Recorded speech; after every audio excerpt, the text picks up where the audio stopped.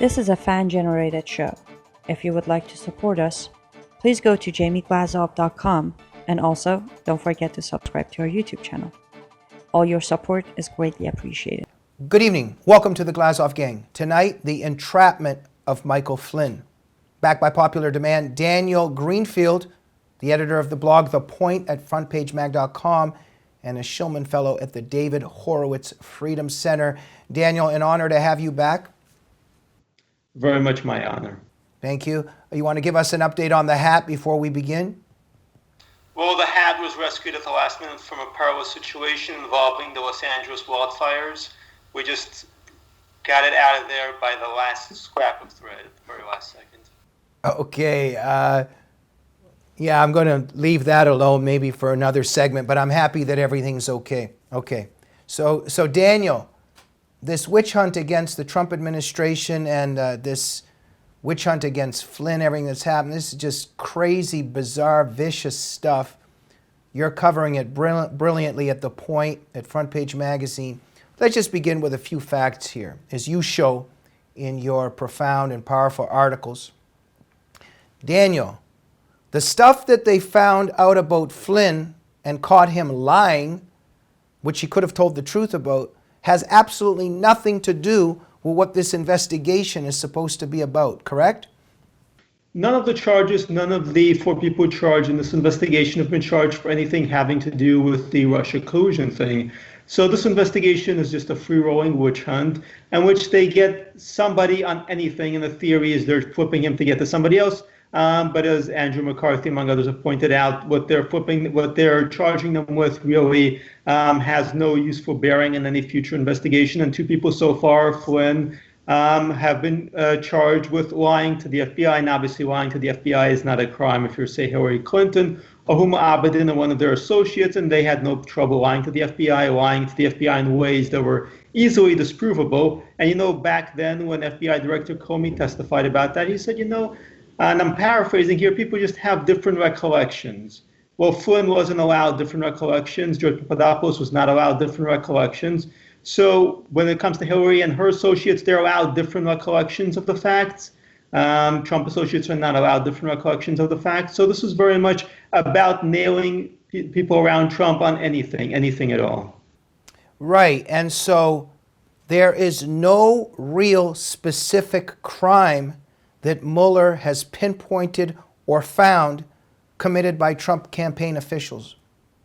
So when you have two charges that involve lying to investigators, that means there was no criminal act there of any kind until the investigation commenced. That's what it really says. It says that the investigation itself generated the crime. Now, when an investigation generates a crime, that's entrapment, and for that matter, it really invalidates the whole investigation. It says the investigation existed for the purpose of creating this crime, which is very much what it looks like. In other words, what we really have is law enforcement pretending that it's engaged in law enforcement, but it's really a partisan political witch hunt. So you have, certainly, the Clintons have been in office for 8 years, Obama was in office for 8 years. They had plenty of time to move in their people. So there are some of their people operating within all the branches of government. So, for example, today you have the story about the CFPB, and you have a secret faction within it that calls itself Dumbledore's Army that uses encrypted messaging to coordinate against the new head who was appointed by Trump. So you have groups of these people within every part of the government, unfortunately, certainly within every part of the government. Some of them are being called Obama Anonymous. You have these people within the FBI, just as you have them within every single federal agency. And these people are doing everything they can to bring down President Trump any way they can. Right. Now, as you mentioned, Andy McCarthy doing incredible work at National Review, who's pointed this out. You've discussed this at Front Page Magazine. We've got a fishing expedition here. Because, Daniel, the way when a prosecutor is appointed traditionally by normal rules, when a special counsel is set up, appointed, it's because there is evidence of a crime. You don't just appoint a special counsel and say, hey, just start looking into this, see what you can find, find anything, right? So Mueller's not, there's no specific crime that occurred for this special counsel to be set up. They're basically on a fishing expedition trying to find anything This is not the way things are done by normal rules. Well, they're doing the old joke about making sure you hit the target every time by firing the arrow first and then drawing the target around the arrow. That's what they've been doing with this investigation. They already assume Trump's guilt as a matter of fact, and then they actually just try to find any crimes they can in order to get to the big crime, which has never actually been proven in any sort of way, but which they assume must exist because that's an article of faith, because Hillary Clinton couldn't have actually just lost the election because she's an unlikable, unpleasant, corrupt human being. So they've always had everything staked on this conspiracy theory that Trump is illegitimate. And if Trump is illegitimate, then by definition, anything you do to his associates is legitimate because you're trying to restore the rule of law by completely violating the rule of law. Right. Daniel, what we're really seeing, I sometimes just sit back and think about this. Like, I put it on CNN and I think, am I turning on the news? Of course I'm not. I always know I'm not turning on news. It's just hate Trump propaganda. CNN, MSNBC, Don Lemon, Anderson Cooper, Rachel Maddow. It's just very evident. This is not news. These are just people who hate Donald Trump. And you can just see, you can see it in their body language and how they talk. They cannot handle that Donald Trump won the election, that he's in the White House. They're leftists. They believe in identity politics. They want to destroy capitalism. They want to destroy what America's about. They want Obama to have stayed in there so he can continue transforming the United States of America, which means destroying it. Trump represents the American idea, individualism, capitalism, competitiveness, everything that comes with the American dream. They hate that. My little tirade here is going somewhere. These people like Anderson Cooper and Don Lemon and that disposition that they represent, how much they just hate Trump, these are the people also in the FBI, like Peter Strzok, who are conducting the investigation against, and were conducting the investigation and continue to, against Flynn and Trump, correct? Indeed, we've had a partisan breakdown within the branches of government. And yes, what we're seeing in the media very much reflects what these people think. So what we have is this kind of partisan clash between people who are very much on the left and see, once upon a time you could disagree with somebody politically, but then everybody would just do their jobs nonetheless. And in some sectors that still exist, but overall, you've had the idea, certainly among the Democrats, that you can't normalize things. You can't continue on with business as usual. You have to bring down Trump by any means because he's illegitimate. Now, there's a big difference between disagreeing with the president and announcing that he's illegitimate, that he shouldn't be in office at all. Because once you name yourself the resistance, once you declare that an election is illegitimate, and by the way, the Democrats have declared every single Republican elected in this century to be illegitimate. Bush was illegitimate. Trump is illegitimate. If whatever third Republican gets elected, he's going to be illegitimate too.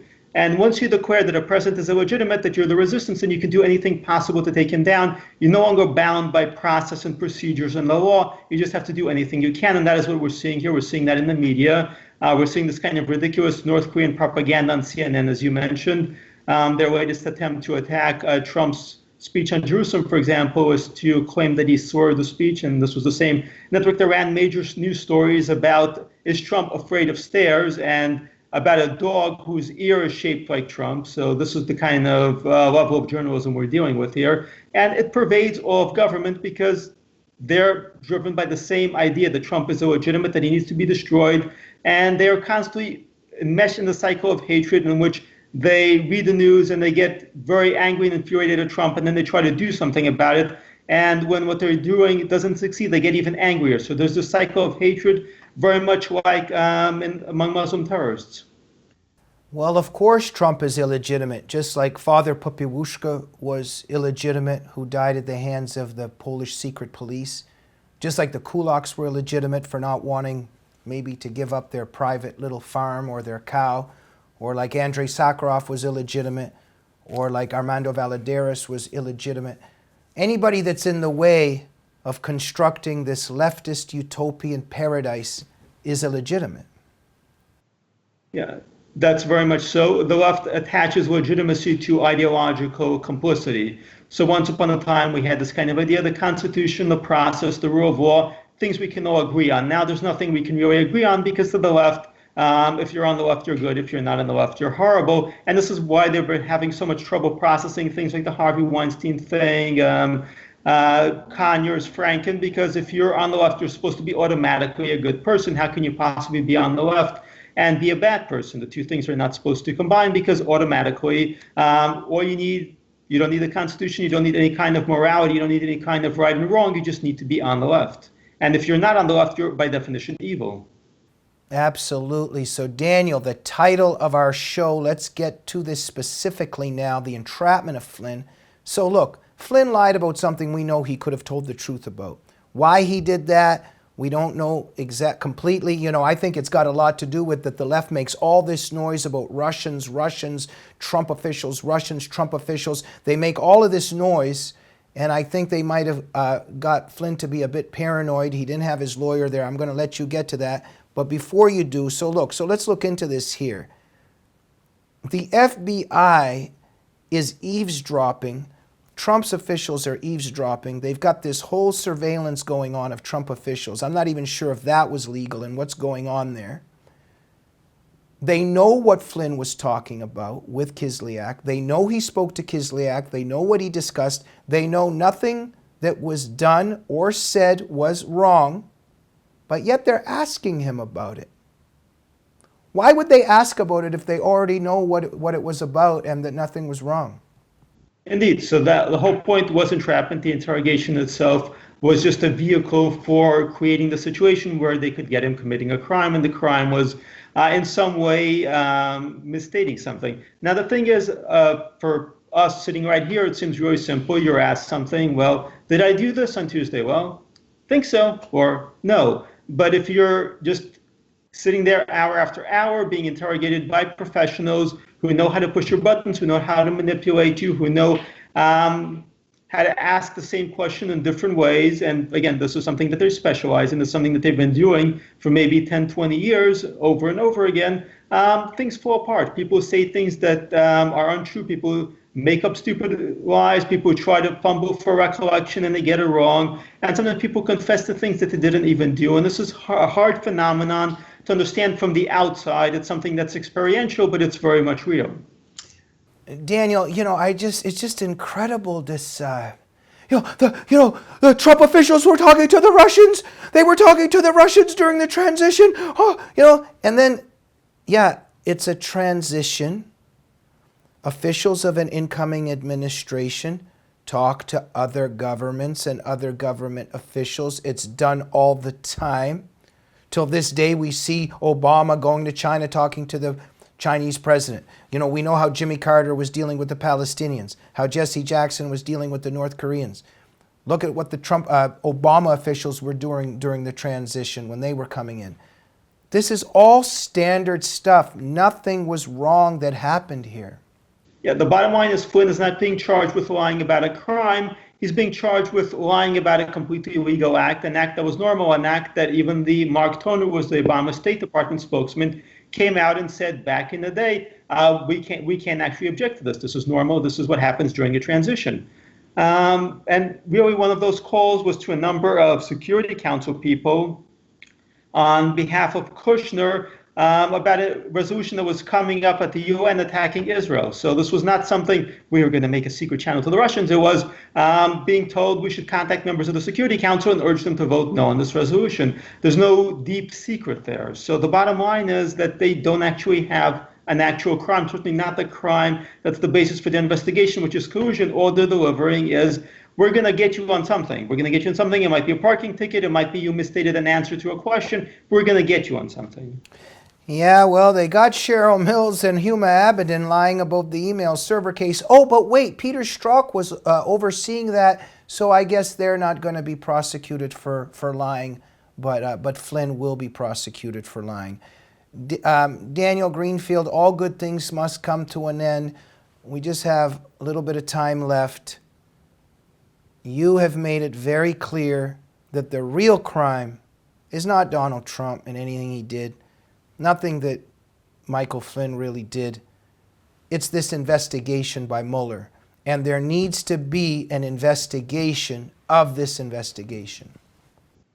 There very much needs to be an investigation. We really need to get to the bottom of this whole thing. And really, the big crime has always been here in the background. The big crime is that Obama officials eavesdropped on Trump officials. They unmasked names. They did so on a massive scale. And this is, frankly, Watergate. It's Watergate times 1,000. And they've justified all this using the Russia conspiracy theory. The Russia conspiracy theory itself derives from a dossier paid for by the Hillary campaign. The dossier was obtained based on material from an active Russian intelligence officer. This material was transmitted to a former British intelligence officer who passed it on to contacts in the FBI, who then used that to generate this investigation that allowed the members of the Obama administration to eavesdrop on Trump officials. This entire arrangement is fundamentally and thoroughly corrupt. It's far worse than Watergate, and it needs to be exposed. Daniel Greenfield, what an honor, a pleasure to have you on the Glazov Gang. Thank you for being such a brave truth teller in our world today. We're all in this good fight together. Thank you, and I'm very relieved that your hat survived the Los Angeles fires. Yes, just narrowly, but... Thank you, thank you. And Glazov Gang viewers, please remember this is a fan-generated program. We're only here because of you. If you like what we do and you're in the Christmas spirit, please make a Christmas present to the Glazov Gang at jamieglazoff.com and make sure you're subscribed to the YouTube channel of the Glazov Gang. Good night.